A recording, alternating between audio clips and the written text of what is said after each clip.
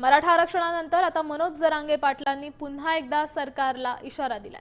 शेतकऱ्यांना सरकारने फसवलंय, त्यांनी सांगितलं तर मी रस्त्यावर उतरेन आणि मग सरकारला सळो की पळो करेन असा इशारा त्यांनी दिलाय। त्यांच्या या वक्तव्याने राज्याच्या राजकारणात खळबळ माजली आहे।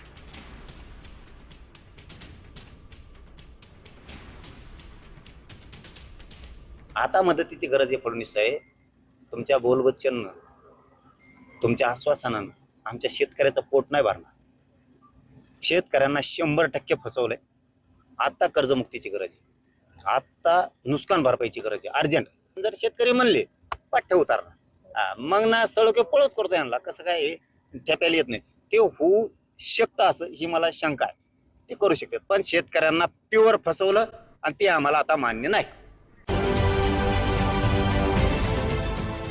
देश विदेशातील प्रत्येक घडामोडींचे लाईव्ह अपडेट मिळवण्यासाठी आता साम टीव्हीच्या सर्व सोशल मीडिया प्लॅटफॉर्मला लाईक, फॉलो आणि सबस्क्राईब करा। तसंच सर्व नोटिफिकेशनसाठी बेल आयकॉन प्रेस करायला विसरू नका।